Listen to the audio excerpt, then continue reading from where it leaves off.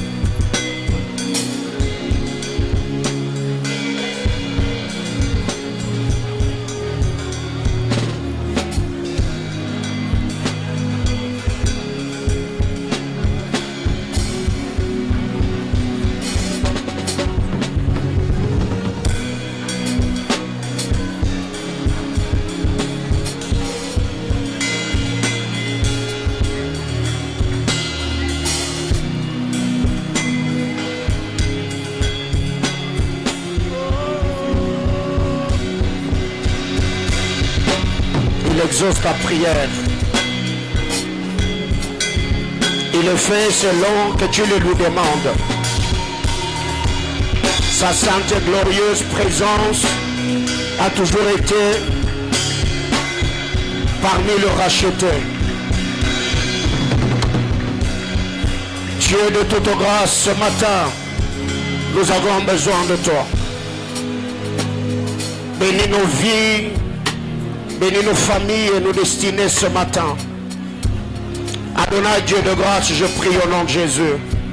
Que ta main puissante agissante soit sur ma petite vie. Que ma langue soit comme la plume d'un habile écrivain. Parle à ton église ce matin. Plaise à toi, Seigneur, d'accomplir tes desseins glorieux. Dans le nom de Jésus-Christ, notre Sauveur. Amen. Amen, amen. Alléluia. Est-ce que l'on peut joindre nos mains et acclamer fortement le Seigneur? Alléluia. Que le Seigneur nous bénisse abondamment. Nous vous saluons dans le précieux nom de Jésus. Donc ce qui fait que ce matin, nous n'allons pas attendre le retardateur parce qu'ils vont déjà nous trouver. C'est pour cette raison d'ailleurs que, convaincus par le Saint-Esprit, nous allons lancer le deuxième culte le dimanche 22, ce qui fait que le premier culte va commencer de 8h juste à 10h30 et on aura 30 minutes de rafraîchissement pour ceux qui doivent encore servir au deuxième culte et à 11h pile, on commence le deuxième culte jusqu'à 13h30. Donc déjà, aujourd'hui, nous prions. Nous avons le seul culte dimanche prochain. Et le dimanche 22, nous aurons 2 services. Alors ce matin, déjà, je vous salue au nom de notre Seigneur Jésus-Christ. Vous pouvez également m'aider à saluer la merveilleuse personne qui est à vos côtés. On avait déjà lancé le direct, comme nous avons l'habitude de faire participer ceux qui ne prient pas avec nous ici, ceux qui sont à l'étranger, donc vous pouvez vous connecter. Ce n'est pas un péché, partagez le lien afin de permettre à d'autres personnes de suivre ces messages. Nous allons lire la parole de Dieu. Je suis dans Daniel chapitre 4. Daniel chapitre 4, nous allons lire du verset 13 au verset 17. Daniel chapitre 4 du 13e. Merci d'honorer la parole de Dieu. Daniel chapitre 4 du verset 13 au verset 17. Daniel chapitre 4 du verset 13 au verset 17. Daniel chapitre 4 du 13e au 17e verset. Si vous y êtes, on peut lire ensemble 1, 2, 3, go. Dans les visions de mon esprit que j'avais sur ma couche, je regardais et voici un de ceux qui veillent et qui sont saints descendus des cieux. Il cria avec force et parla ainsi: abattez l'arbre et couper ses branches, secouer le feuillage et disperser le fruit, que les bêtes fuient des dessous et les oiseaux du milieu de ces branches. Mais laissez en terre le tronc où se trouve le racine et liez-le avec des chaînes de fer et des reins parmi l'herbe de champ. Qu'il soit trempé de rosée du ciel et qu'il ait comme le bête l'herbe de la terre pour partage. Son cœur d'homme lui sera ôté et un cœur de bête lui sera donné. Et 7 temps passeront sur lui. Cette sentence est un degré de ceux qui veillent. Cette résolution est un ordre de sang, afin que le vivant sache que le Très-Haut domine sur le règne des hommes, qu'il le donne à qui il lui plaît et qu'il élève le plus vil des hommes. Parole du Seigneur. Je nous prie de reprendre nos places. Amen, amen. Dieu soit loué. Alléluia. Alors, comme nous le savons, le dimanche dernier, nous avons introduit par la grâce du Seigneur une nouvelle série d'enseignements autour de notre thématique art, sentence et degré de ceux qui veillent. Art, sentence et degré de ceux qui veillent. Donc, le dimanche, nous étions vraiment bénis par la parole de Dieu. Le mercredi, le vendredi, mêmement, nous étions autour de la crainte de Dieu. Nous avons parlé de la consécration, nous avons parlé de la pureté. Et nous étions abondamment et immensement bénis par la parole du Seigneur. Alors pour ce matin, à titre récapitulatif, je ne saurais pas revenir sur tout ce que nous avons dit le dimanche, le mercredi, le vendredi, de peur que ça ne nous prenne les temps. Mais au moins, je vais définir le concept. Donc le mot art, sentence, degré, veille. Le dictionnaire a défini le mot art comme l'habileté. L'art, c'est l'habileté. L'art, c'est le savoir-faire. L'art, c'est la capacité qu'un homme a à faire quelque chose. Pas seulement à produire des œuvres d'art, mais aussi c'est cette habileté, c'est cette capacité, c'est ce savoir-faire. Et le mot sentence, c'est les jugements rendus par des juges. Sentence, c'est les jugements rendus par des juges. Le mot sentence, c'est une peine. Le mot sentence, c'est une condamnation. Quand on parle de sentence, nous voyons les jugements qui est rendu par des juges. Nous voyons une peine, nous voyons une condamnation. Le mot degré, c'est une décision qui émane d'une autorité. Les degrés, ce sont des décisions émanant d'une autorité ou qui émanent d'une autorité. Le degré, c'est l'arrêt du sort. Le degré, c'est l'arrêt du sort. Le degré, c'est l'arrêt du destin. Le degré, c'est une décision qui émane d'une autorité. Le degré, c'est l'arrêt du sort, c'est l'arrêt du destin. Veiller, le veilleur, c'est celui qui veille. Le veilleur, c'est celui qui veille. Le veilleur, c'est celui qui est de garde. Le veilleur, quand on parle de veilleur, on fait beaucoup plus allusion à la surveillance, mais spécialement de nuit. Donc le veilleur est celui qui veille la nuit. Alors pour ce matin, il y a beaucoup de vérités que nous avons échangées la semaine.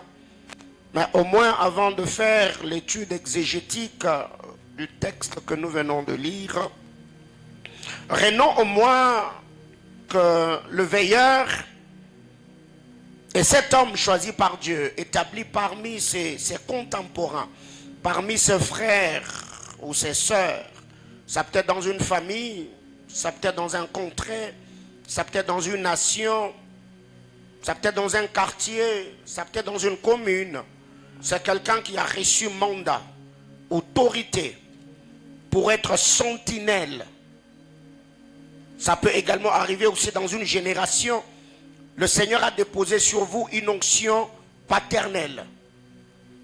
Ça peut aussi être dans une juridiction, dans une commission.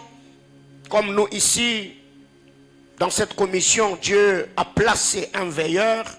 Quand vous allez dans telle et telle autre commission, il y a des hommes placés par Dieu. Ces personnes ont reçu du Seigneur l'autorité de paître les autres, de prêcher la parole de Dieu aux autres, de diriger les autres, de gouverner. Donc, nous ici, le chef de l'État est notre veilleur, est notre sentinelle. Et après lui, il y a plusieurs personnes qui travaillent dans son gouvernement. Quand vous allez dans une famille, l'homme est le veilleur, la femme est le veilleur. Et si les parents ne sont pas là, la femme est la veilleur, oui. Si les parents ne sont pas là, celui qui a la prééminence prendra le relais. Mais cela n'est pas d'abord question de l'âge. Cela est question de la compréhension et du positionnement que nous occupons ou de la position que nous avons dans le règne de l'esprit. Je crois que j'en parlerai par la grâce du Seigneur. Mais au moins ce que nous devons retenir, c'est que le veilleur est l'échelle qui relie le ciel et la terre. Le veilleur est le pont qui existe entre Dieu et les hommes. Pourquoi je parle de cette échelle, de ce pont qui relie les deux mondes, le monde physique et le monde spirituel? Là, c'est dans notre royaume où le Saint-Esprit s'émeut sous les ordres de l'agneau. Mais aussi, quand vous allez dans le monde occulte, Satan a aussi ses sacrificateurs et ses prêtres qui travaillent pour que ces desseins, pour que ces plans, pour que ce programme se réalise parmi les hommes. C'est pourquoi la Bible déclare, David en son temps servit au dessein de Dieu. Et je vous ai toujours dit, tous ceux qui sont élevés en dignité, personne ne dira qu'il est neutre.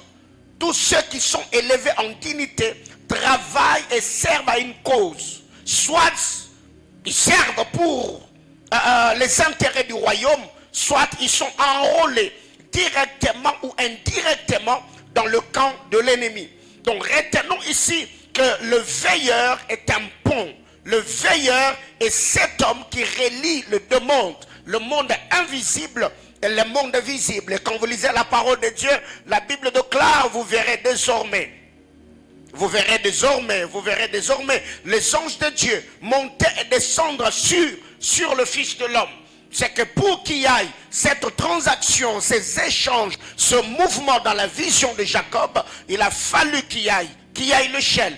Et par cette échelle, les anges montaient et les anges descendaient. Ça, c'est le rôle du veilleur. Il est là dans la sainte et glorieuse présence de Dieu, ayant reçu mandat et autorité afin de mettre les hommes en contact avec leur Créateur. C'est ce que nous appelons le ministère de la réconciliation. C'est le travail que le Seigneur nous a confié, étant sacrificateur en ces temps de la fin.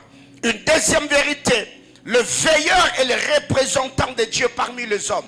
Le veilleur est l'ambassadeur du royaume parmi ceux de sa génération. Au milieu des hommes, le Seigneur place toujours des hommes qui ont un mandat, qui ont une autorité, qui le représente. Quand vous lisez la parole de Dieu dans les livres de Genèse, vous allez vous rendre compte, le Seigneur avait placé Adam. Adam était l'ambassadeur de Dieu dans le jardin d'Éden. C'est que quand Dieu n'était pas là, c'est Adam qui avait le contrôle de toutes choses. Car le Seigneur lui-même a parlé à Adam en lui disant, je t'ai établi dans ces jardins pour que tu les cultives et que tu le gardes. Adam était veilleur.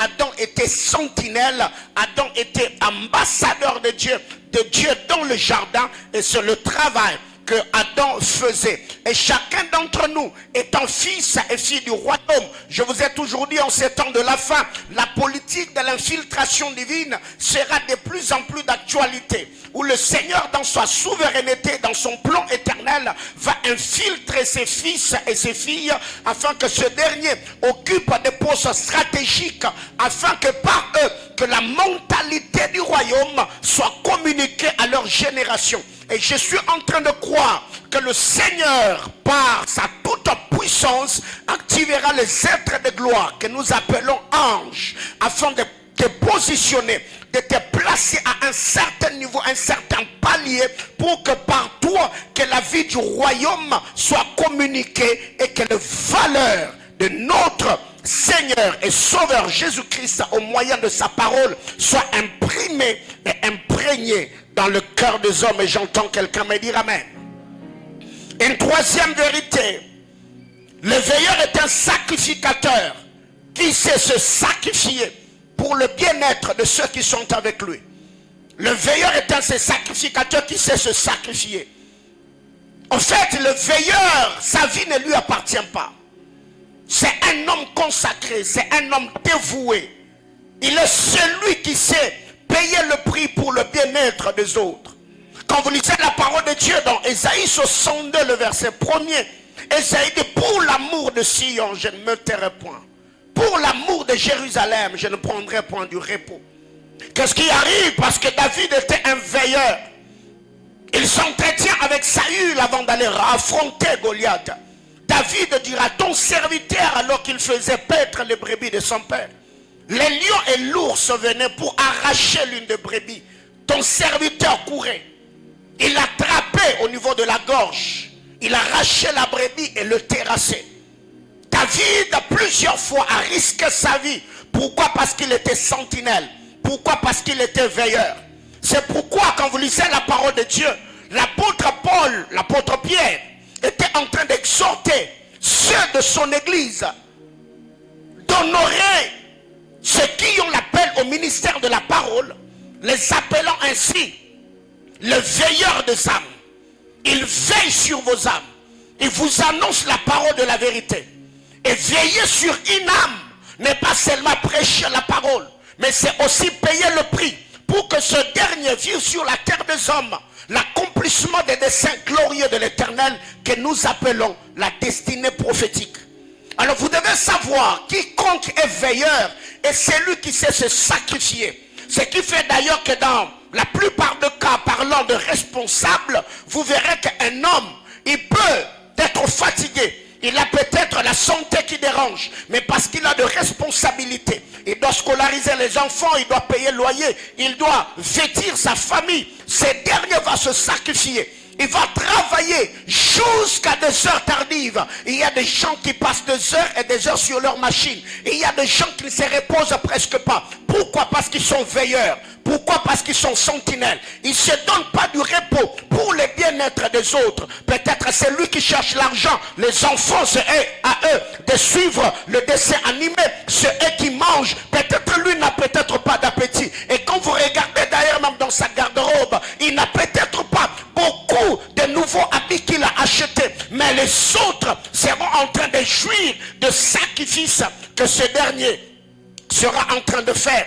Une autre vérité, c'est que le veilleur est l'intercesseur qui veille et prie pour le bien-être de ceux qui sont avec lui.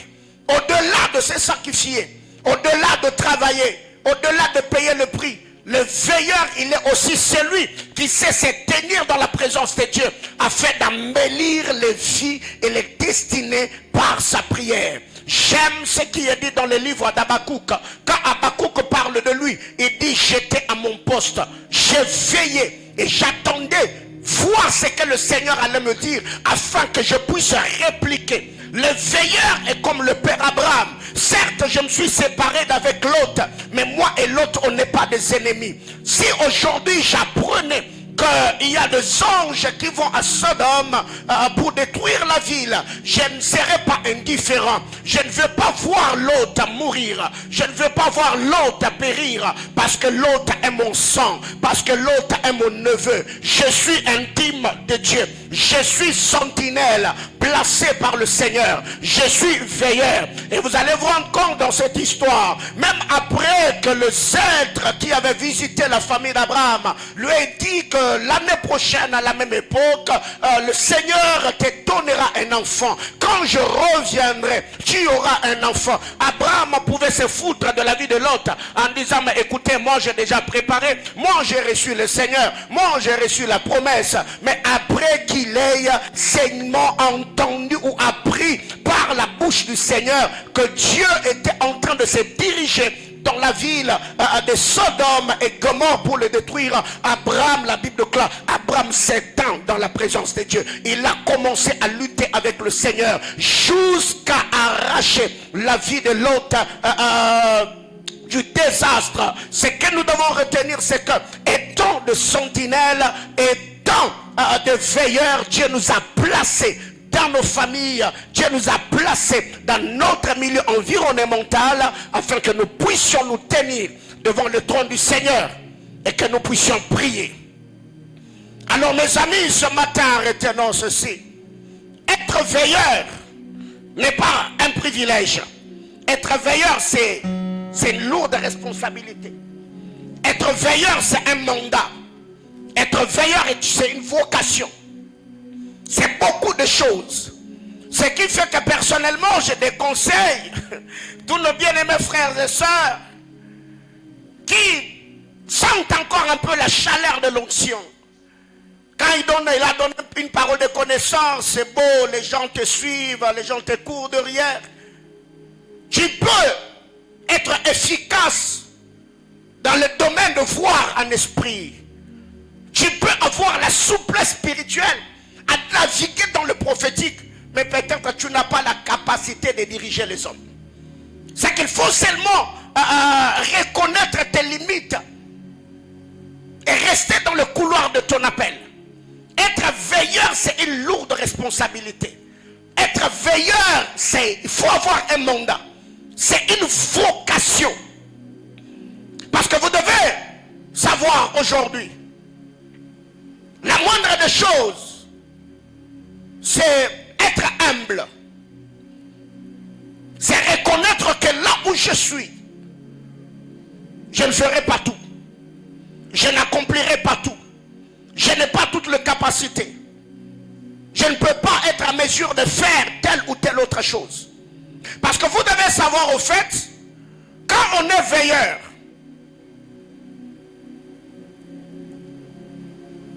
le combat de tous ceux qui sont attachés à nous, nous serons ciblés en premier.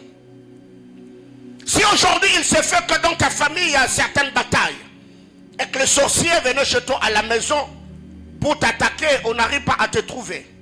Parce que le Seigneur t'a placé sous l'autorité de quelqu'un. Pour t'avoir, qui doit être fragilisé? C'est celui qui te couvre, n'est-ce pas? C'est là que je suis en train de dire, être veilleur, être sentinelle, être gardien des sanctuaires et des autels n'est pas un privilège. C'est une lourde responsabilité. Ce qui fait que même l'apôtre Paul en son temps exhortait l'église en disant, priez pour moi, à telle enseigne que la porte de l'évangile me soit grandement ouverte.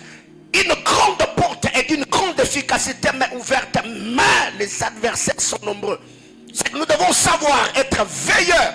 C'est une vocation. Être veilleur, c'est une responsabilité.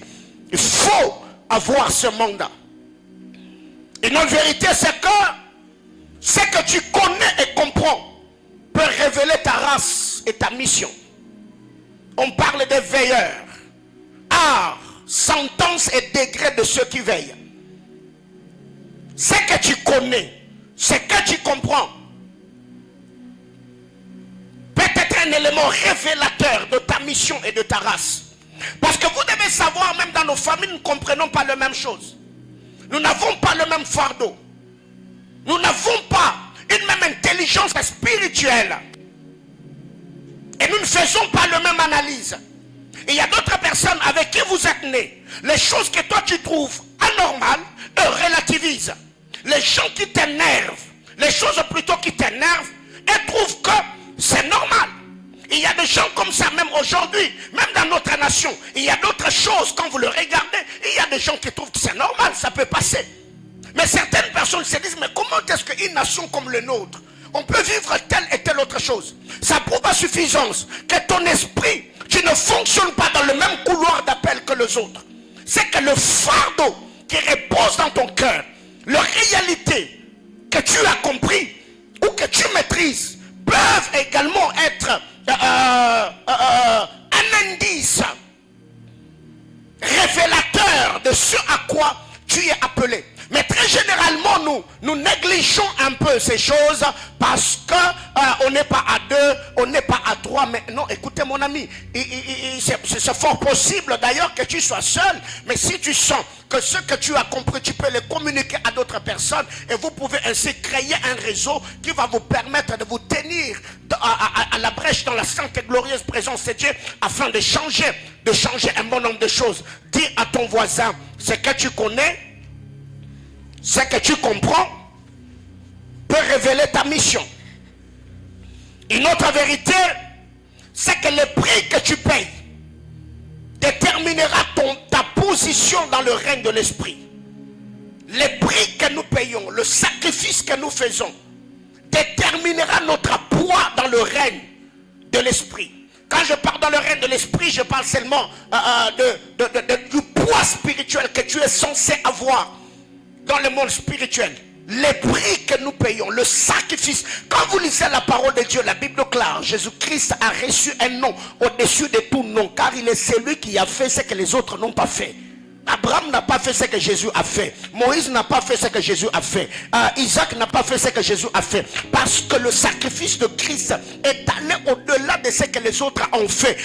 Ainsi que Jésus a reçu un nom au-dessus de tout nom. Et ce nom, il n'a pas reçu que sur la terre. La Bible déclare, dans les cieux, sur la terre et sous la terre, tout genou fléchira au nom de Jésus. C'est que vous devez savoir le poids que vous êtes appelés à voir, les choses que vous êtes, les choses que vous voulez accomplir dans cette vie. Je l'ai toujours dit, la bonne volonté ne suffit pas pour avoir une vie au standard élevé. Il y a des prix que nous devons payer, il y a des sacrifices que nous devons faire afin de pouvoir faire briller notre destinée. Et je suis en train de croire que plus tu persévéreras, plus tu payeras ce prix, plus tu resteras attaché au Seigneur. La gloire du Seigneur reposera sur ta vie et tu verras la manière dont le Seigneur fera briller ta destinée. Ce qui fait que Joseph n'avait pas l'âge des rubans, mais Joseph avait une position spirituelle au-dessus de ses frères. Et d'ailleurs, quand son père est venu, le père Jacob a dit à Joseph, à toi je te donne plus que tes frères, parce que la position que tu as dans le règne de l'esprit te permet ainsi à devenir la lumière, le protecteur, le gardien, le bouclier de ceux qui sont de ta famille. Que quelqu'un me dise amen. Le prix que nous payons déterminera notre position dans le règne de l'esprit. Le fardeau qui pèse dans ton cœur et dans ton esprit et ce qui te poussera à payer ce prix. Le fardeau que tu as, qu'est-ce que tu veux devenir? Qu'est-ce que tu veux voir? Qu'est-ce que tu veux accomplir? Quelle est la mission que Dieu t'a assignée? Eh bien, si tu ne comprends pas ces choses, tu vivras comme un comète de mortel. Ceux qui payent le prix aujourd'hui, ils payent le prix parce qu'ils veulent devenir quelque chose, parce qu'ils veulent avoir quelque chose, parce qu'ils veulent vivre quelque chose. La majorité des gens aujourd'hui qui relativisent, qui trouvent que ce qui leur arrive est normal, parce qu'ils n'ont aucun programme, ils n'ont aucune vision. Nous l'avons toujours dit, la majorité des gens aujourd'hui se promènent ayant des visages larmoyants, leur vie est devenue morose. Quand tu regardes la vie et la destinée de la personne, tu te poses la question, mais il va où? À cet âge, il y a certaines choses que l'on ne peut pas tolérer. Il y a certaines choses que l'on ne peut pas admettre. Il y a certaines choses que l'on ne peut pas valider. Pourquoi? Parce que je sais que je n'ai pas de temps.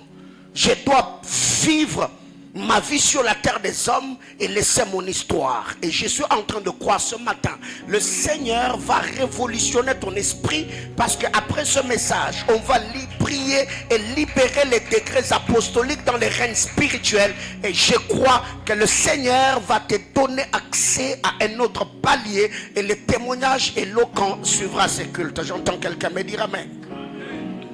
Mais vous devez également savoir que ta position spirituelle déterminera le poids de tes paroles. La position que tu occupes dans le monde spirituel va déterminer le poids de tes paroles. Quel est le poids que tu as spirituellement? Parce que vous devez savoir, même les fils d'Exéba ont également cité le nom de Jésus. Ils ont chassé un démon, un possédé, en disant, nous te chassons au nom de Jésus, que Paul prêche, mais ça n'a pas eu d'impact. Alors que Jésus lui-même et Paul, la Bible déclare même le linge qui touchait son corps. Le linge qui n'avait pas reçu le Saint-Esprit, le linge qui n'avait pas reçu d'onction, mais le fait seulement d'entrer en contact avec un oint. Le linge devenait des supports qui faisaient véhiculer la gloire, la puissance, l'onction qui reposait sur Paul dans la vie de ceux qui étaient dans le besoin. Mes amis, vous devez savoir, le problème c'est pas parler, le problème c'est les résultats qui vont produire tes paroles. Parler, mes amis, écoutez, tous on parle.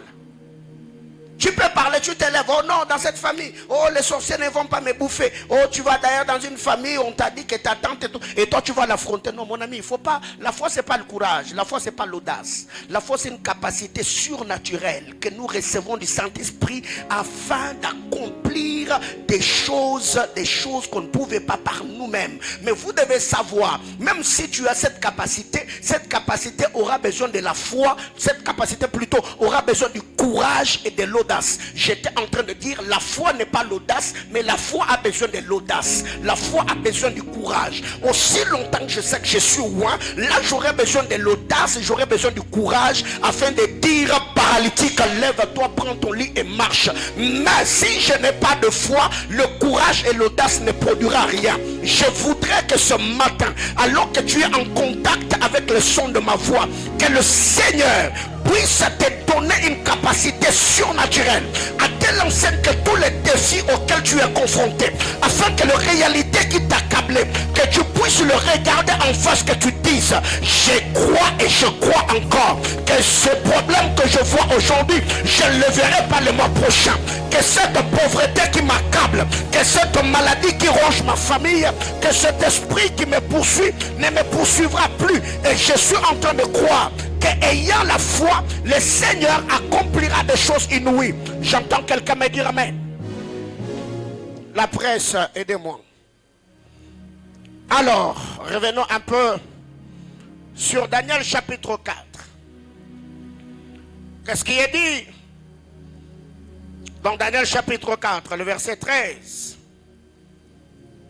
La Bible déclare, dans les visions de mon esprit que j'ai eues sur ma couche, je regardais, voici, un de ceux qui veillent et qui sont saints. Nous avons dit que le veilleur ont une nature, ils sont saints. C'est ce que nous avons dit le dimanche, le mercredi et le vendredi par la grâce de Dieu. Les veilleurs ont une nature, ils sont saints. Au-delà d'être saints, le veilleur appartient à un royaume. La Bible déclare, ils sont saints. Et le veilleur plutôt ne vivait pas parmi les hommes. Le veilleur, il descendait des cieux. La Bible déclare, un de ceux qui veillent, qui sont saints, descendus des cieux. Alors, qu'est-ce que nous devons retenir? C'est là d'ailleurs que je vais m'efforcer par la grâce de Dieu d'aller un peu plus loin. En fait, toujours dans cette histoire de Daniel, vous allez vous rendre compte que dans Daniel chapitre 4, l'un de ceux qui veillaient est descendu à Babylone sans demander l'avis ou l'aval, la permission ou l'autorisation de l'agent sécuritaire du royaume des Perses. Suivez-moi très bien. Un de ceux qui veillaient est descendu à Babylone. Il n'a jamais été bloqué. Comme nous le voyons dans Daniel chapitre 9 avec Gabriel. Gabriel est l'ange messager. Daniel a prié 21 jours durant. Gabriel est envoyé afin d'aider à Daniel d'avoir la compréhension de la vision. Quand Gabriel arrive dans le règne de l'esprit, la Bible déclare le gardien du royaume de Perse. Parce que je vous ai dit le dimanche dernier qu'il y a des esprits, il y a des hommes, il y a des entités que Dieu a établies comme gardiens des autels et des sanctuaires. C'est leur travail. Ils ont un esprit apostolique et prophétique. On en parlera. Mais ce que nous devons retenir ici, la Bible déclare l'un de ceux qui veillaient est descendu des cieux. Où étaient les agents sécuritaires de ce royaume? Où était le gardien des autels?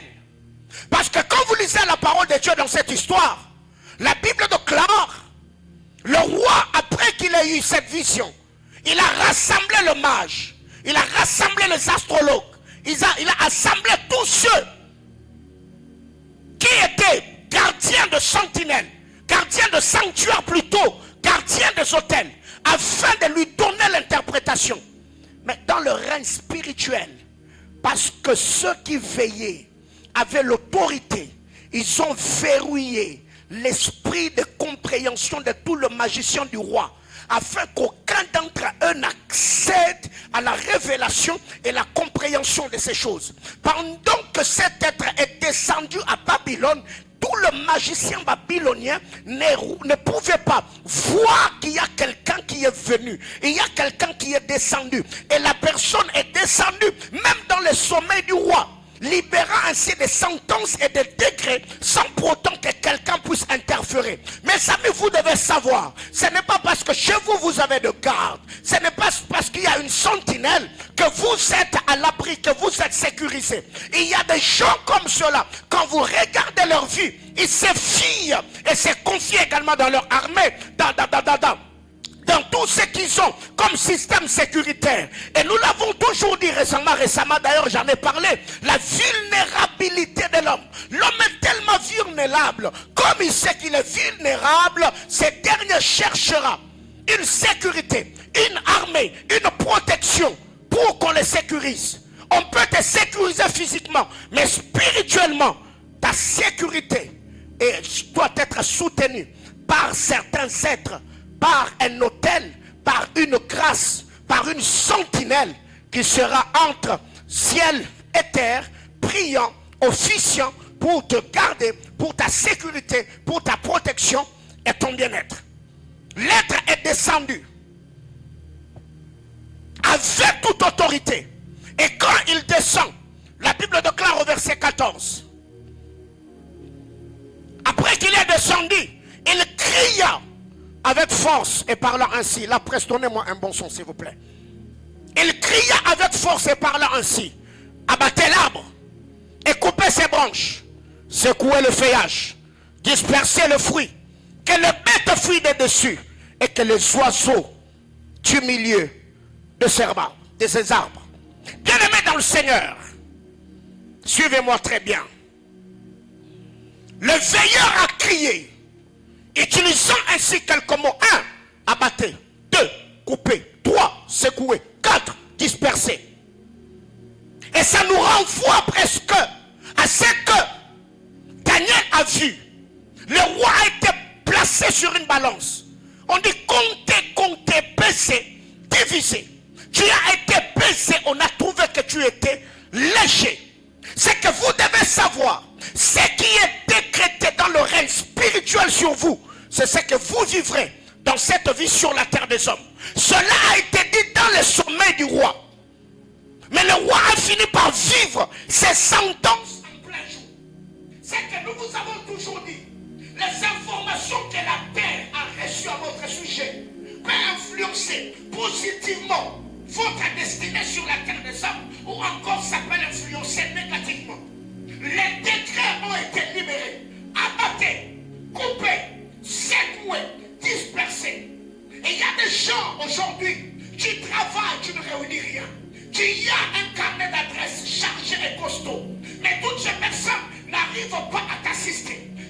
fourni beaucoup d'efforts, tu n'as pas de résultats escomptés. Tu es une belle femme, tu es intelligent, tu es sorti de l'université de Lubumbashi avec ton diplôme en son grande distinction. Tu as toutes les relations possibles, le courage tu l'as, la détermination tu l'as. Mais quand tu regardes les résultats que tu as, toi-même tu te poses des questions. C'est quoi le problème? Qu'est-ce qui a été dit? Parce que si tu vois ce roi s'écrouler, ce n'est pas parce qu'il est fait. Si tu vois son royaume être dissous, ce n'est pas parce qu'il est désorganisé. Si tu vois sa vie être agitée, secouée, ce n'est pas parce que cet homme n'a pas de principe économique, mais seulement il y a certaines paroles qu'on a libérées dans le monde spirituel sur sa vie. Alors ce matin, je crois que le Seigneur Dieu des cieux va te doter d'une capacité apostolique afin de modifier les informations qui ont été enregistrées dans le règne de l'esprit. Quand vous lisez la parole de Dieu dans le livre de Jérémie, la Bible déclare terre, terre, terre, écoutez la parole de Dieu. Enregistrez cet homme comme étant privé d'enfant. Quand quelqu'un doit avoir une postérité, on parle aux entrailles ou on parle à la terre? On doit parler aux entrailles. Normalement, on devait dire entrailles, entrailles, entrailles. Écoutez la parole du Seigneur, que cet homme n'ait pas d'enfant. C'est que la terre est le plateforme. Comme tes pieds enregistrent une empreinte. Je parle du sang. C'est que le fait seulement que ton pied entre en contact avec la terre qui a reçu certaines informations, automatiquement tu es identifié dans le monde spirituel. Et ce que la terre a reçu comme information va se coller à toi et ça va s'attacher à ta vie. Et je suis également en train de croire que cette terre, je parle de la terre du Katanga, je parle de la terre du Congo, je parle de la terre africaine, je parle de la terre créée par mon Dieu. Ce matin, il y a des décrets apostoliques que nous allons libérer. Partout où toi tu iras pour faire des affaires, ça marchera, ça réussira. Partout où toi tu... Est-ce que je peux couler comme je le sens dans mon esprit ce matin? Ok. Que devons-nous retenir? L'être a crié. Il a libéré de sentences de décrets. Abatté, coupé, secoué, dispersé. Et l'être dira, coupez l'arbre, mais laissez les troncs. Mais les troncs que vous allez laisser, ne laissez pas les troncs libres, liez-les avec des chaînes. Le chêne de rat et le chêne de fer, liez le tronc qui est resté. Non, mes amis, écoutez, la Bible déclare, j'étais jeune, je vis. Je n'ai jamais vu un juste abandonné. Moi encore, sa postérité m'en tire le pain. C'est que ces sentences sont tellement dures. L'arbre est déjà coupé, les branches sont coupées, les oiseaux et les bêtes se sont dispersés, le tronc est resté. Pourquoi ne pas laisser les troncs respirer librement? Mais quand à ces troncs, on dit à ces troncs, prenez de chaînes et liez-le. J'étais en train de dire à quelqu'un, je ne sais pas ce que Satan a fait dans votre famille ici. Tu es la postérité de cette famille. Si ta vie était sous les chaînes, s'il y a le chêne de fer, s'il y a le chêne de rein, qui ont fait que ceux qui sont sortis des entrailles de ton père ont été liés. Ce matin, au nom puissant de Jésus, je décrète et déclare que toutes les chaînes qui bloquaient tes finances, toutes les chaînes qui t'empêchaient d'aller plus loin, Jésus a envoyé les deux disciples leur disant, allez délier-le. Je disais, il a dit, allez délier-le. Je parle à ce tronc. Ce tronc peut être le courage qui te reste. Ce tronc, c'est l'intelligence que tu as. Ce tronc, c'est le contentement que tu as. Ce tronc, c'est le travail que tu as. Tu as tout perdu. Il ne te reste que ça. Alors si cela est aussi lié, ce matin, Dieu de cet hôtel, je parle aux chaînes, les chaînes de fer, les chaînes de rein. Je décrète et déclare que ces troncs reverdissent, que ces troncs repoussent, que...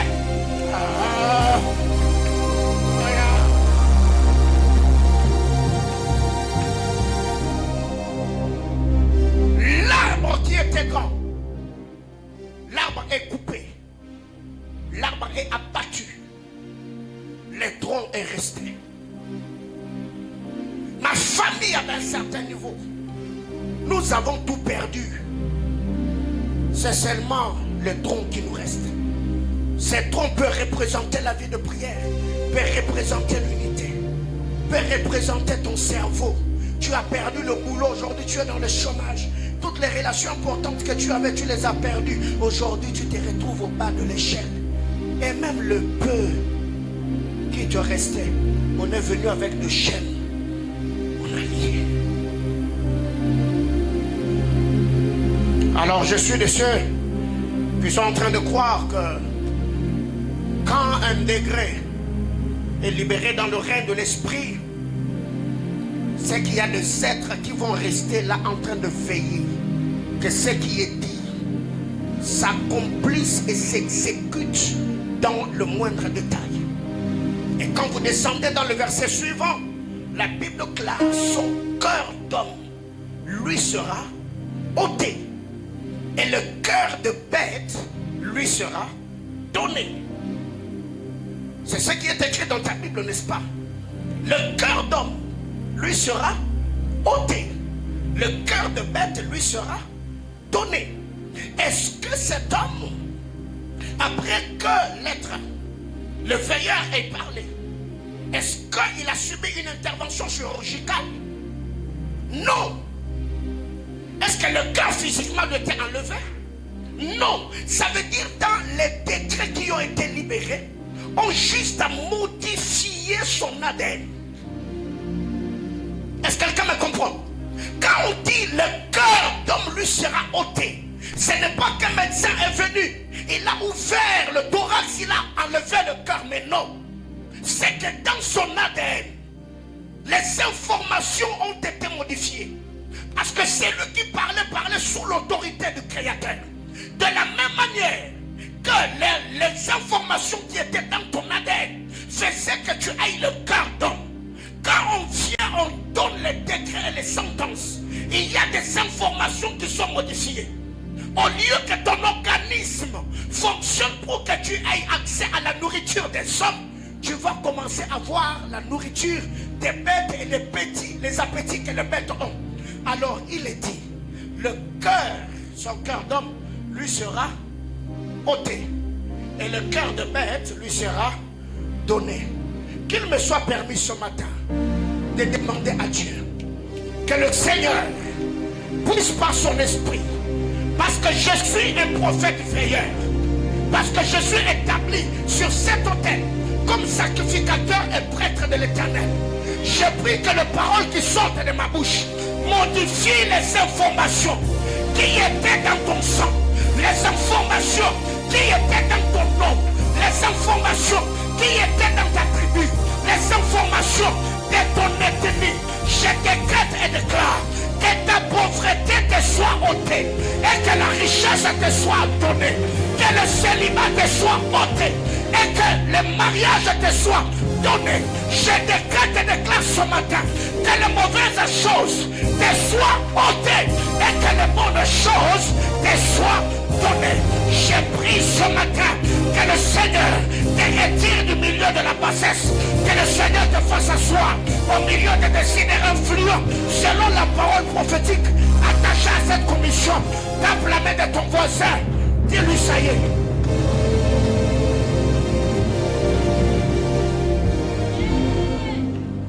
Alors reprends ta place. Son cœur d'homme lui sera ôté et le cœur de bête lui sera donné.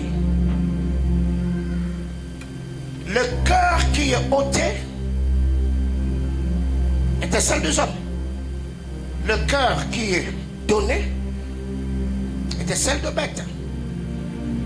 Parce qu'on a donné au roi un autre cœur, ça n'a pas seulement changé son régime alimentaire, ça a également changé son milieu environnemental. Je parle à quelqu'un. Pourquoi il vivait parmi les hommes? Parce qu'il avait le cœur des hommes. Mais quand on lui a donné le cœur des bêtes, le roi a quitté, a cessé de vivre parmi les hommes. Il a quitté le trône il est allé vivre dans la forêt au milieu de bêtes. C'est que quand un décret est libéré, le décret ne va pas seulement modifier les informations, mais le décret va aussi changer le milieu environnemental. C'est que quand ce matin on dit que la pauvreté te soit ôtée et que la richesse te soit donnée, c'est que sur le plan spirituel, les informations sont modifiées, mais aussi sur le plan physique, il y a l'environnement. Alors ici, je réitère ce que je venais de dire.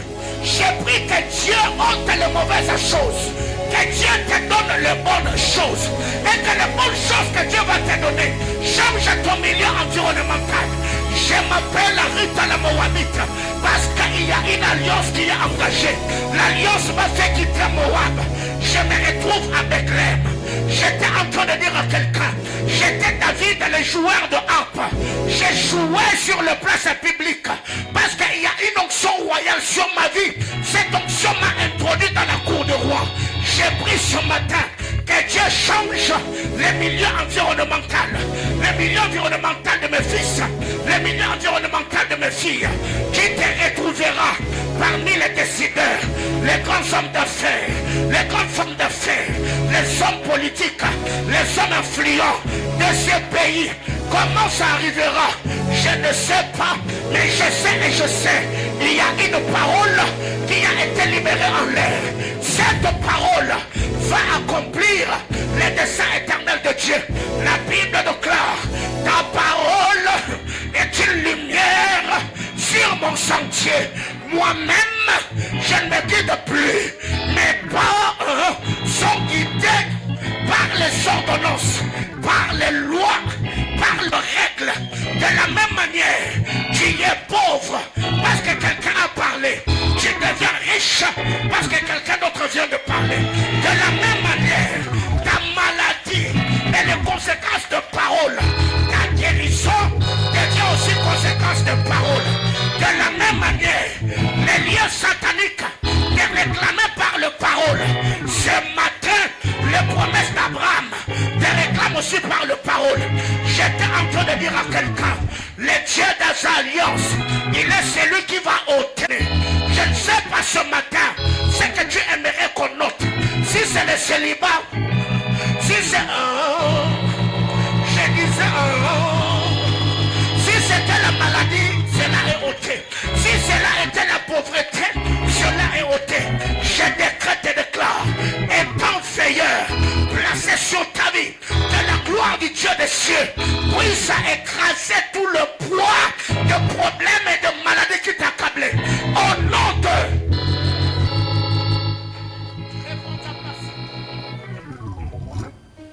Le cœur dont lui est ôté et le cœur de bête lui est donné. Abatté, coupé, dispersé, secoué. Et ces choses, on va le faire ce matin, dans les minutes qui suivent. Parlant de veilleurs, il y a des veilleurs qui le sont par vocation.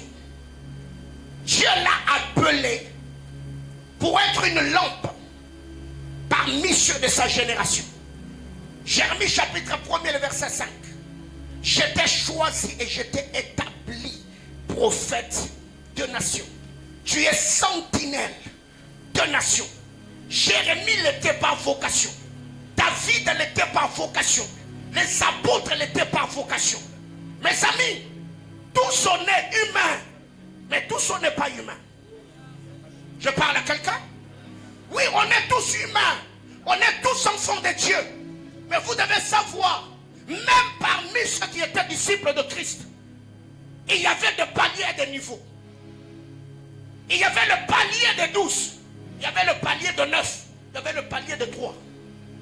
Les 3 étaient ceux qui avaient accès direct à l'intimité de Christ. Ce sont eux qui ont vu sa transfiguration. Ce sont eux qui étaient avec eux alors qu'il agonisait à Gethsemane. C'est que vous devez savoir, je l'ai dit le dimanche dernier, dans cette vie il faut être humblement humble pour reconnaître que certains exploits que nous avons, ce n'est pas nécessairement parce que nous le méritons, mais parce qu'il y a un homme qui est à genoux devant le trône de Dieu, qui gémit jour et nuit pour que certaines choses vous arrivent. Et moi personnellement, je suis convaincu que là où je ne suis pas là où je suis seulement parce que je prie beaucoup. Il y a certaines personnes qui me soutiennent, il y a certaines personnes qui prient.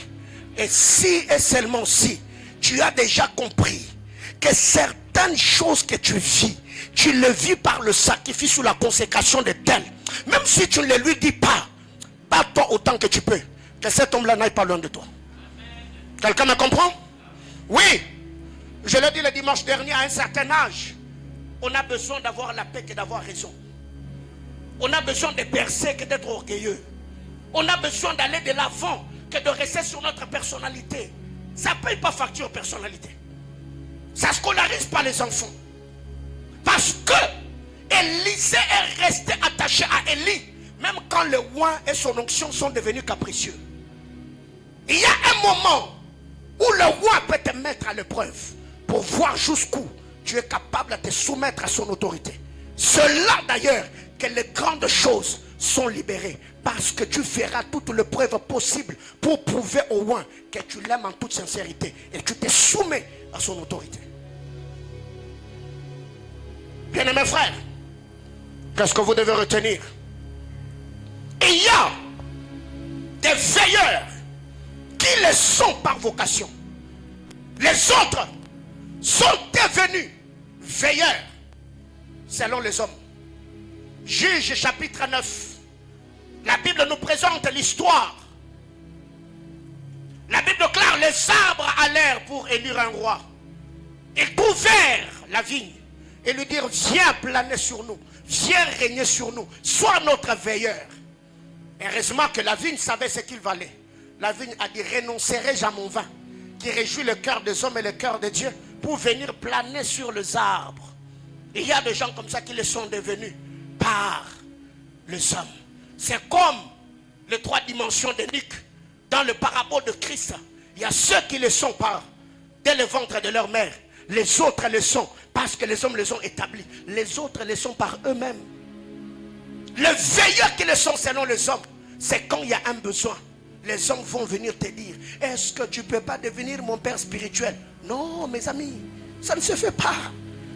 La paternité ne se demande pas. La paternité s'établit. Je parle à quelqu'un. On ne demande pas à quelqu'un: oh non, aujourd'hui il y a beaucoup de gens qui m'écrivent: oh non, soyez mon père spirituel. Je dis: non, mes amis, écoutez. Non, toi sois là. Laisse la relation s'établir. Laisse la relation s'enraciner. Parce que si aujourd'hui je formule la demande et que je dis oui, la relation sera... Donc il y a des gens qui sont devenus veilleurs à cause des hommes. C'est quelqu'un qui l'a appelé. C'est comme le Lévite dans l'histoire de Mika, Juge chapitre 17. C'est Mika qui l'a appelé. Mika lui dit: viens, sois mon père, sois mon prêtre, et moi je vais te payer. Donc c'est une relation donnant. Tu pries pour moi, moi je te donne un salaire. Non, ça c'est pas Dieu. Quelqu'un me comprend? Non. Mais il y a aussi des veilleurs qui le sont devenus selon les besoins, l'urgence du moment. Ils voient seulement qu'il n'y a personne ici et lui-même s'improvise veilleur. N'est-ce pas sûr de la révolution? Quand il est 19h, 20h, on a des pêcheurs qui ne sont pas reconnus par l'État. Vu qu'il y a le besoin, allez même sur de la révolution, allez sur à l'Irak. Il y a de jeunes gens qui sont là: non, arrêtez, toi passez. Mais il n'a pas de tenue, il n'a pas de matricule, il n'a pas suivi de formation. Parce que l'urgence s'est imposée. La personne se fait veilleur. Mais tu es en insécurité. Alléluia. C'est bien et beau de dire: non, vous voyez ici dans ce quartier, il n'y a pas la vie de prière. Moi, oui, c'est bien et beau. Il y a le besoin. Mais tu n'es pas en sécurité. Parce que les jours où le monde des ténèbres viendra checker ta capacité spirituelle, tu seras secoué. Le besoin est une chose. Si tu sens qu'il y a un besoin, cherche une couverture qui va te couvrir afin de te permettre à tenir quand le vent et les tempêtes souffleront. Est-ce que je parle à quelqu'un? Ok. Alors je chute déjà. Pour devenir un veilleur, il faut être établi. L'établissement, il faut être établi. Dieu t'établit. C'est ce que je dis à mon introduction. C'est un mandat. C'est une dotation. C'est une autorité que Dieu te confère par son Esprit Saint. Jérémie chapitre 1er, le verset 10. J'étais établi comme prophète de nation. Travail apostolique. Pour que tu fasses quoi? Que tu abattes. Que tu t'épuises. Que tu arraches. J'étais établi.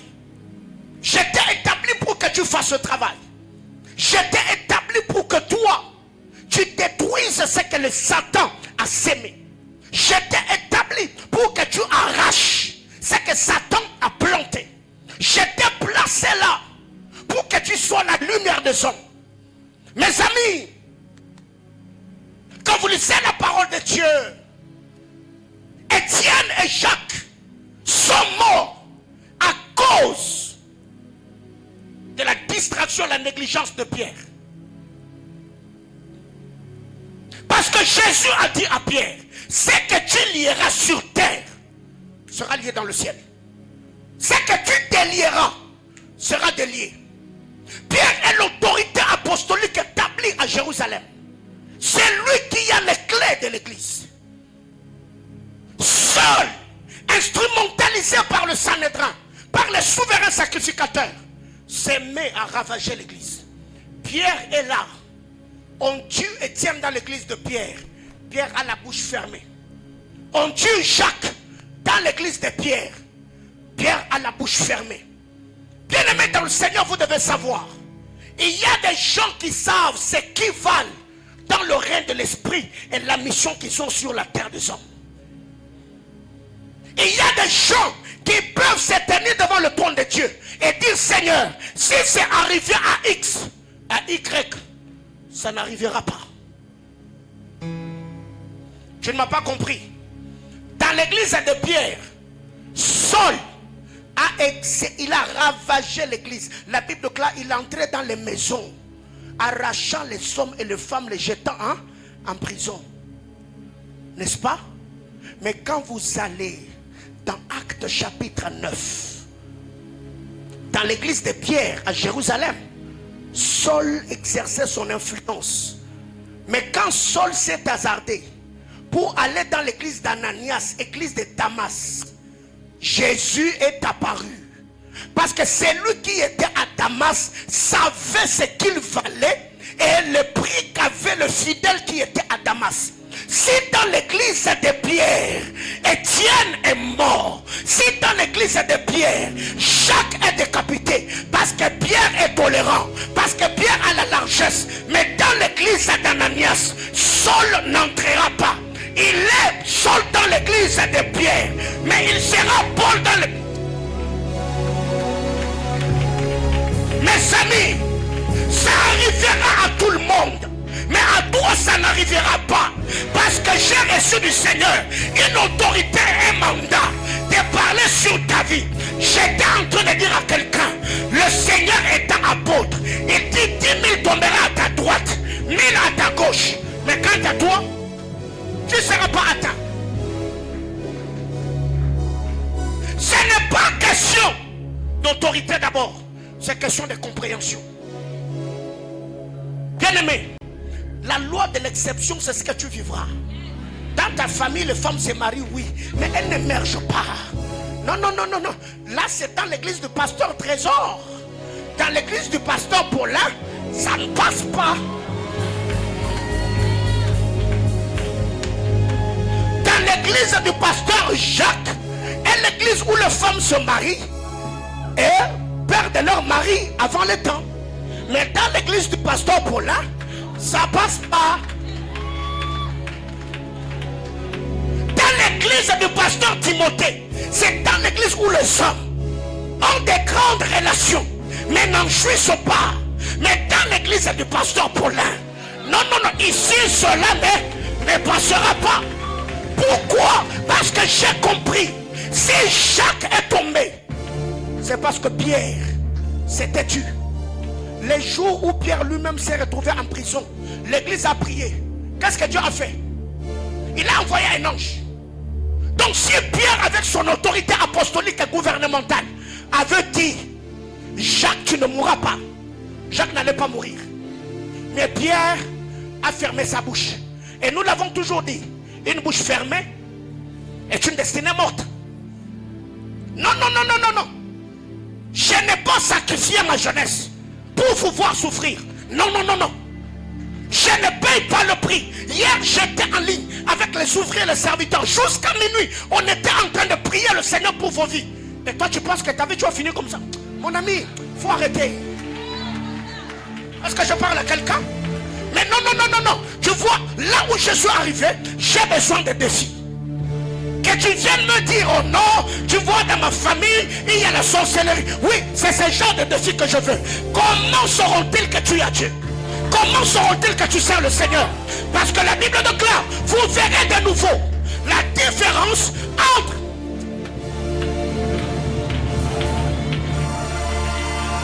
dis à ton voisin ici, ça passe pas.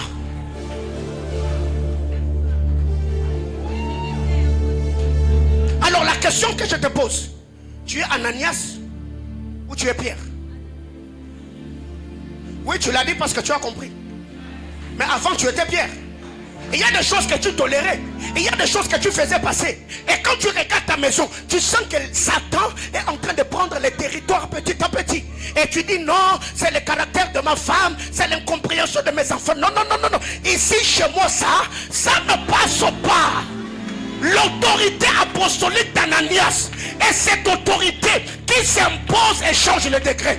Je suis en train de déclarer ici ce qui s'était passé. Maintenant là, je me fin.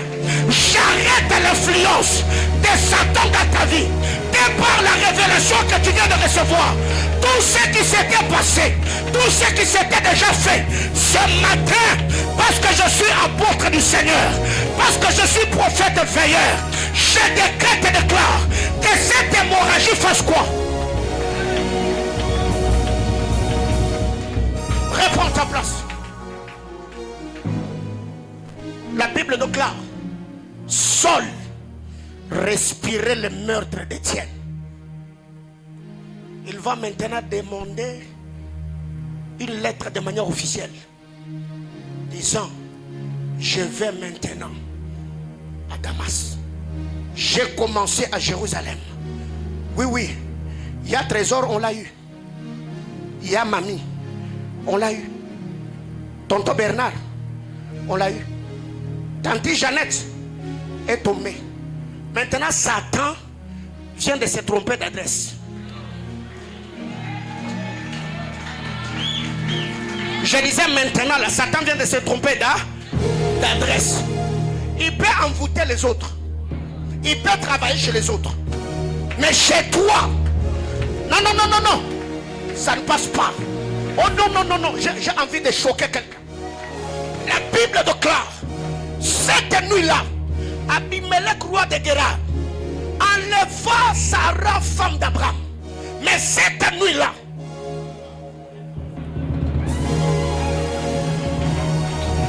je disais, cette nuit-là, Abimelech ne fonctionna pas. S'il a fonctionné devant les femmes des autres, Abraham est un sacrificateur, Abraham est un prophète. Je t'assure, Abimelech a été frappé de l'infertilité, de l'impuissance sexuelle, parce que devant Sarah, Abimelech ne fonctionne pas. Même si tu l'as déshabillé de force, mais tu n'entreras pas en activité. Pas.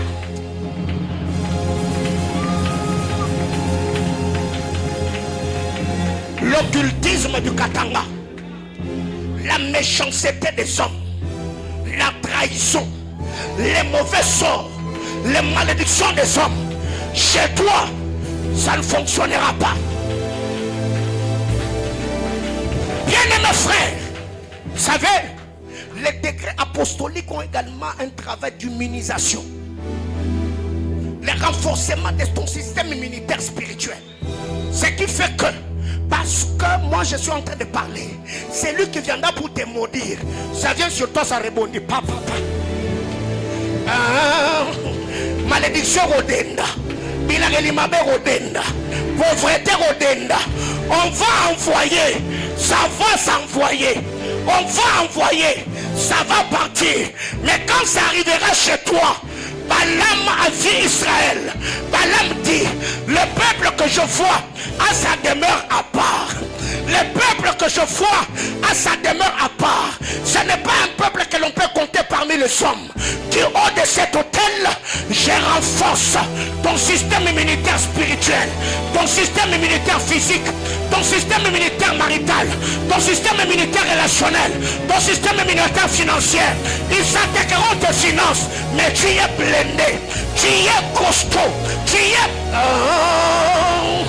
J'ai pris que cela t'arrive. Prends ta place. Abimelech peut fonctionner partout, mais devant Sarah, il ne fonctionnera pas.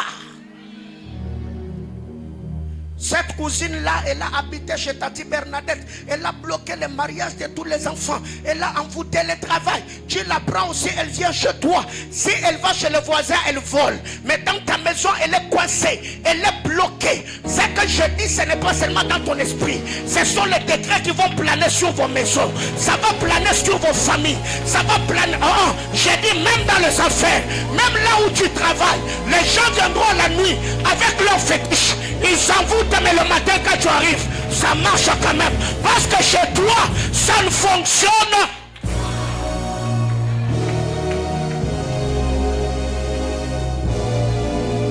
Tu te réveilles le matin, quand tu arrives devant ton bureau, tu trouves une poudre, tu trouves des œufs, tu trouves je ne sais pas, et tu te mets à trembler. Dis-toi non, ici ça ne fonctionne pas. Vous l'avez fait, mais s'imiter. Alléluia.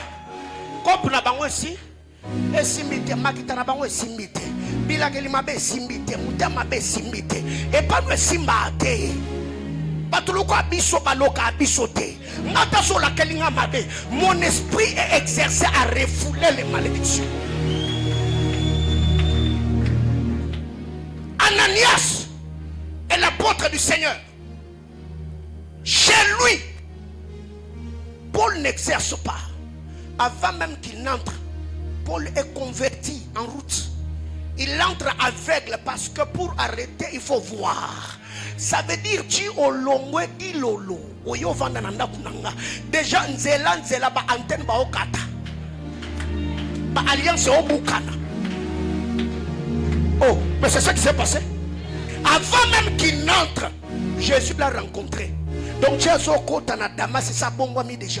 Peut-être toi tu n'as pas l'information. Mais il a fallu que le Seigneur descende pour dire à Ananias, non, cet homme-là est mon instrument, est mon serviteur. J'étais en train de dire à quelqu'un, marche ayant une pleine assurance. Moi, peu importe ce qui se passe dans ma famille, la loi de l'exception est mon sort. La loi de l'exception est mon lot. Parce que j'appartiens à Dieu. Parce que je suis fidèle au Seigneur. Personne ne m'envoûtera. Personne ne me détruira. Je suis prêtre et j'ai au-dessus de moi un prêtre. Donc mon alliance est son alliance. Et il y a une chose que tu ne dois jamais oublier. Moi, Paulin Mbombo, je suis forgé pour les batailles. Moi, je suis ton allié de guerre. Même s'il venait la nuit, dors en paix. Dis-toi que l'esprit de mon sacrificateur n'a pas de repos comme Esaïe. Pour l'amour de Sion, je ne prendrai point de repos. Du lundi au samedi, de 22h à minuit, je suis tous les jours en ligne. Depuis le 4 août, je suis dans ma chambre de prière, loin de ma femme et mes enfants, en train de chercher Dieu. Et toi, tu penses que ta vie, tout en train... Mon ami, il faut arrêter. Si tu as leur numéro, tu me passes. Si je ne vais pas appeler, je vais laisser même un message. Oh. Quand on a pris cette parcelle, cette maison, il y a un magicien, un occultiste qu'on avait envoyé, appelé Dedi Lolo. Il avait déjà travaillé cette parcelle parce qu'il y a une boîte de nuit que l'on devait mettre ici. Les jours qu'on l'a rencontré, j'ai senti des attaques physiques comme ça. Et la nuit, je suis rentré à la maison, j'ai prié. Les jours, il devait quitter ici. Il me dit, pasteur, Wenjo passé à Ikanisa. Je lui ai dit, Ndio. Il me dit, Ukumutoto me, Namambo Akiro Kumbari. Il m'a même dit, donne-moi ton numéro. Je n'ai pas eu peur. Il est parti à Dilolo avec mon numéro. Mais cela n'a rien fait. Parce qu'il est grand temps que les hommes sachent que sur la terre des hommes, il y a des hommes que Dieu a établis, en qui il a investi de l'autorité. Et ce matin, j'utilise mon autorité apostolique et prophétique. Je décrète et déclare sur ta vie que tout ce qui fonctionnait ne fonctionne plus. Que tout ce qui te résistait ne te résiste plus. Que tout ce qui s'opposait à toi ne s'oppose plus. Au nom de...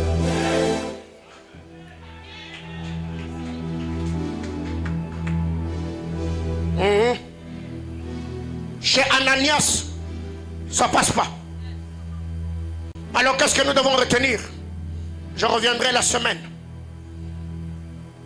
Actes des Apôtres, chapitre 8, le verset 1er.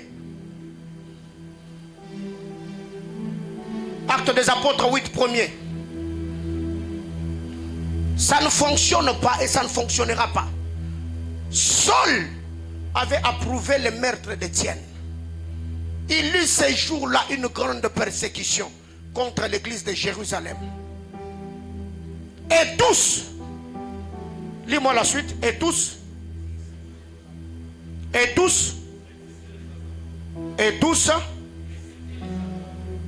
se dispersèrent dans le contrées de la Judée et de là.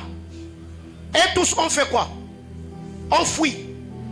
Excepté le Tala. Tu n'es pas de la génération de Limelech. Ceux qui fuient la pauvreté et la disette. Nous sommes de la génération de Boaz. Là où les autres fuient, c'est là où on s'enracine et on devient des personnages importants. J'étais en train de dire à quelqu'un, si l'Égypte t'a saboté toi Joseph, l'Égypte ne sabotera pas Moïse.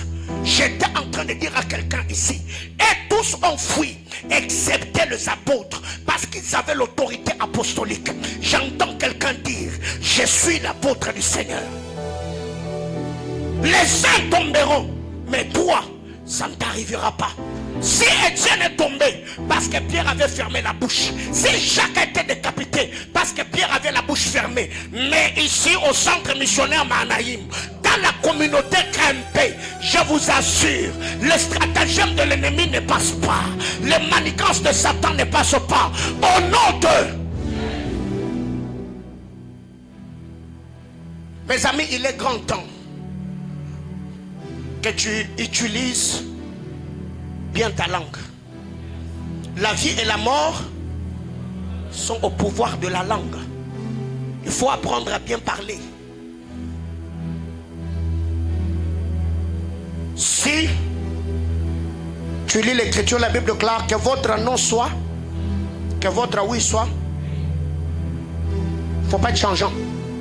Quand tu dis non, il faut que ça reste non. Et si tu vois même après que tu aies dit non, que certaines choses arrivent, ne te décourage pas. Dis-toi que l'entité que j'ai attaquée avait plus d'autorité que moi. C'est pourquoi il ne m'a pas obéi. Au lieu que tu te décourages, paye encore le prix dans la prière afin d'augmenter ton autorité. Après, tu vas encore revenir pour dire ici ça ne passera pas.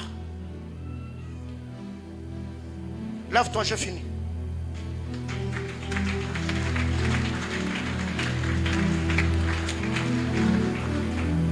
Degré et sentence de ceux qui veillent. Tu y es veilleur. Dans ta famille, tu es veilleur. Il y a des choses ce matin que tu diras que ça passe pas. Même parmi tes enfants, dans la vie de ton mari, dans la vie de ton époux. Mon ami, tu ne t'es pas marié pour que le corps de ta femme devienne comme un dépôt pharmaceutique où année après année, mois après mois. Ce n'est pas pour que ton mari soit toujours dans la misère, dans la galère, qu'il soit en train de se morfondre. Mais non, tu peux dire ce matin, parce que cet homme s'est uni à moi. moi. Ce matin, j'ai le droit légal. Je décrète et déclare que ce que mon mari vit, il ne le vivra plus jamais. Qui a supprimé les Égyptiens devant les yeux des enfants d'Israël? Qui les a supprimés? Moïse. Il avait l'autorité apostolique. Il a dit, les Égyptiens que vous voyez, jamais. Et parce qu'il avait l'autorité, Dieu les a supprimés.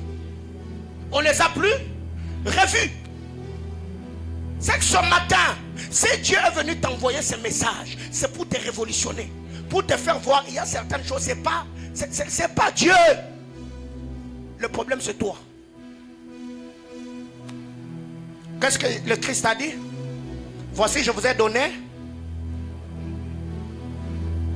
Toi, tu as seulement dit non, non. Je vous ai donné l'autorité et le pouvoir de faire quoi? De marcher. Ça veut dire imposer votre autorité. Imposez-le. Donc ce matin, tu peux supprimer la pauvreté. Tu le supprimes. Tu dis la misère que je vois là, même le salaire que je vois là, le poste que j'ai là, je ne le verrai plus jamais. Et après que tu aies dit, il faut avoir quoi? Il faut avoir là la foi. Que ce que je dis, le Seigneur va le faire. Suis-moi dans la prière. Abba Père, dans le nom de Jésus. Ce matin, par la mort salvatrice de Christ, j'ai reçu le droit légal d'être appelé enfant de Dieu. Ce matin, par le pouvoir de ta parole, j'engage mon autorité apostolique. Selon qu'il est dit, ce que vous lierez sur terre sera lié au ciel. Ce que vous délierez sera délié. J'ai pris au nom de Jésus que la gloire de Dieu s'impose dans mon environnement, dans ce que je fais. Au nom de... Mets-toi à prier.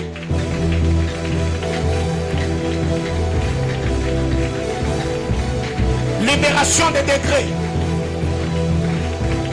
Libération des degrés. Libération des degrés. Franchis les limites. Dépasse les limites. Va au-delà. Aritoni Kazivanouve. Maria Tuzakatalia Tuzavanova. Rania Putilia Supalia Turatania. Arifelia Turetenemesha. L'autorité de la parole. L'autorité de la parole. L'autorité de la parole. Chez mes grands frères c'est passé. Chez moi ça ne passera pas. Chez mes grandes sœurs c'est passé. Chez moi ça ne va pas passer. Ici j'ai dit non. Ici j'ai dit non. Ici j'ai dit non. Ici j'ai dit non. David ne mourra pas. David ne sera pas enterré. J'ai dit David ne mourra pas. Elle ne sera pas enterrée. Yes.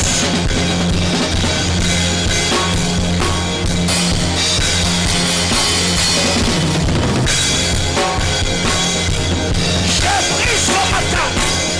Chez ma femme, ça ne va pas passer. Chez mes enfants, ça ne passera pas. Dans mon travail, même si c'était passé, une dérogation ce matin. Je viens rompre les alliances. Je viens briser les alliances. Chez moi, ça ne passera pas. Chez moi, ça n'arrivera pas.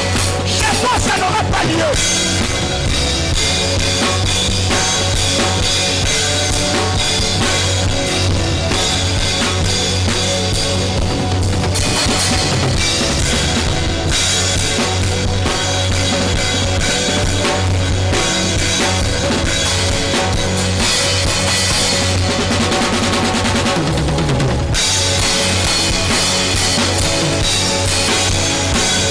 Ça n'aura pas lieu, ça n'arrivera pas, ça n'aura pas lieu, ça n'arrivera pas. Je suis l'apôtre du Seigneur. Les uns ont fui Jérusalem, excepté les apôtres, excepté les apôtres. Les uns sont tombés, excepté moi. Les uns sont licenciés, excepté moi. Les uns sont refoulés, excepté moi. Ces uns sont morts de coronavirus, excepté moi. Je suis l'apôtre du Seigneur. Je suis l'apôtre du Seigneur. À moi, ça n'arrivera pas.